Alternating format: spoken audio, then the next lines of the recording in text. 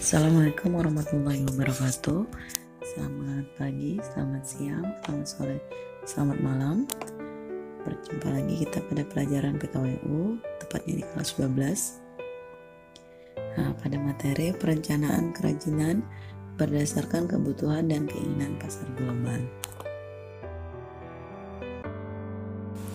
Pengertian ide dan peluang usaha. Ide menurut Kamus Besar Bahasa Indonesia adalah rancangan yang tersusun dalam pikiran berupa gagasan untuk meraih tujuan. Sedangkan kewirausahaan menurut Drucker adalah kemampuan untuk menciptakan sesuatu yang baru dan berbeda. Sehingga dapat disimpulkan arti ide dalam konteks kewirausahaan adalah gagasan kreativitas dalam menciptakan sesuatu yang baru dan berbeda sebagai sumber keunggulan untuk dijadikan peluang. Peluang menurut Kamus Besar Bahasa Indonesia adalah kesempatan, baik dalam bentuk konkret maupun dalam bentuk abstrak. Sehingga peluang kewirausahaan dapat diartikan kesempatan pasti yang bisa didapatkan seseorang atau lebih dengan mengandalkan potensi diri yang ada serta memanfaatkan berbagai kesempatan atau peluang dengan segera diambil. Berikut adalah bagian riset pasar. Jadi riset pasar itu sangat penting, bertujuan untuk membantu langkah-langkah perencanaan usaha. Berikut dapat anak-anak ibu lihat bagannya. Ketika akan memulai suatu usaha, pentingnya kita mengetahui sumber daya yang diperlukan. Untuk mengingat kembali, yang pertama adalah man. Man adalah sumber daya manusianya. Selanjutnya money atau uang, material atau bahan baku, mesin atau penggunaan mesin atau alatnya, metode langkah proses produksi.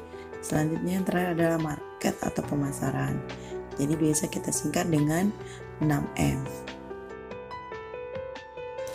Komponen perencanaan usaha. Apa saja sih komponen perencanaan usaha? Yang pertama adalah deskripsi perusahaan yang memuat latar belakang, visi misi, tujuan, jenis usaha yang dibuat, dan penjelasan singkat mengenai produk yang akan dihasilkan. Selanjutnya ada analisis pasar atau target pemasarannya mau kemana, jadi berkaitan dengan riset pasar. Berisi deskripsi lingkungan usaha, target pemasaran, peluang pasar, dan rencana pemasaran, mencakup harga, strategi pemasaran, dan estimasi penjualan. Selanjutnya ada aspek produksi. Apa saja aspek produksi? Yaitu penjelasan mengenai lokasi dan tempat produksi, fasilitas dan peralatan produksi, kebutuhan bahan baku, kebutuhan tenaga kerja, alur proses produksi, dan biaya produksi. Berikutnya adalah aspek keuangan, yaitu analisis keuangan, sumber pembiayaan, dan proyeksi laba rugi.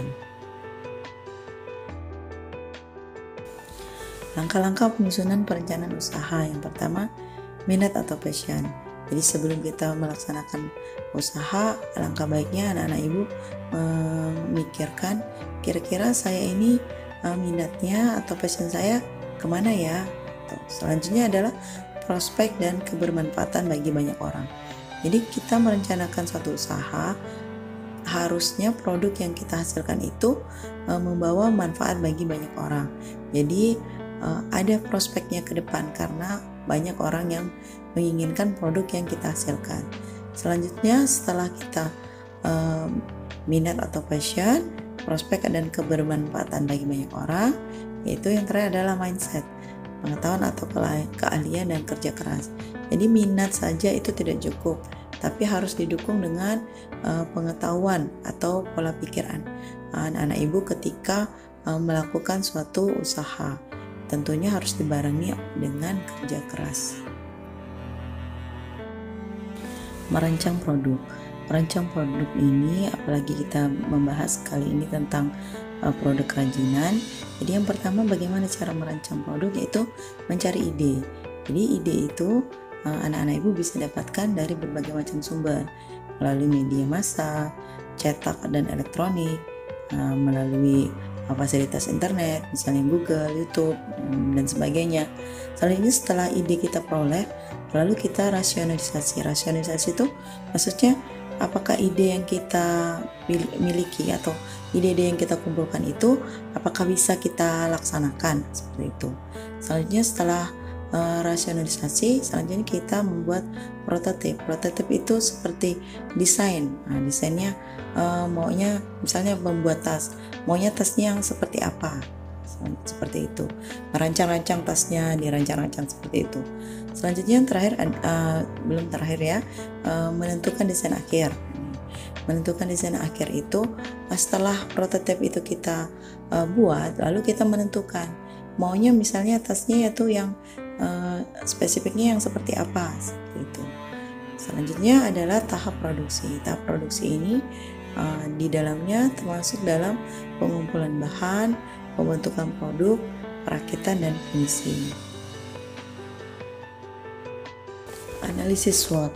Analisis SWOT ini mungkin anak-anak ibu sudah pernah dengar sebelumnya. Jadi analisis SWOT adalah suatu analisa terhadap lingkungan internal dan eksternal wirausaha.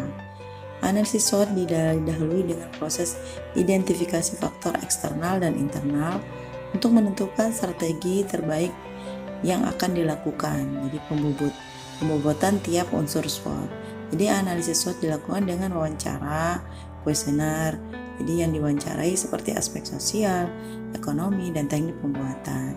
Jadi SWOT itu yang terdiri dari strength, weakness, opportunity, dan threat. Nanti ibu akan jelaskan pembahasan tersendiri tentang analisis SWOT.